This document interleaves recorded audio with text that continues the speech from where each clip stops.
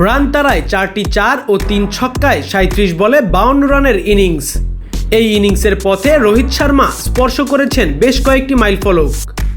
একটিতে তার নাম উঠে গেছে ক্রিকেট ইতিহাসের এমন এক পাতায় যেখানে তিনি ছাড়া নেই আর কেউ।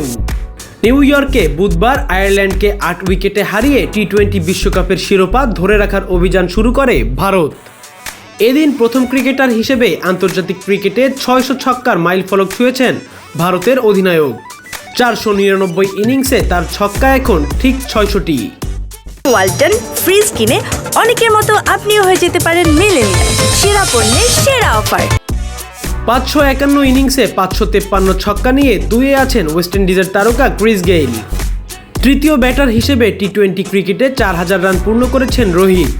144 ইনিংসে তার রান এখন 4026। 110 ইনিংসে 4038 রান নিয়ে চূড়ায় আছেন তার সতীর্থ বিরাট কোহলি। 112 ইনিংসে 4023 রান নিয়ে 3-এ পাকিস্তানের অধিনায়ক বাবর আজম। টি-20 বিশ্বকাপে 1000 রান পূর্ণ হয়েছে রোহিতের, এখানেও তিনি তৃতীয়। 26 ইনিংসে 1142 রান নিয়ে এই তালিকাতেও সবার ওপরে কোহলি। 31 ইনিংসে 1016 রান নিয়ে দুয়ে আছেন শ্রীলঙ্কার সাবেক ব্যাটসম্যান মাহেলা জায়াওয়ার্দানা। 37 ইনিংসে রোহিতের রান 1015। 3 সংস্করণেই অন্তত 4000 রান করা দ্বিতীয় ব্যাটসম্যান হলেন 37 বছর বয়সী রোহিত। প্রথমজন বিরাট কোহলি।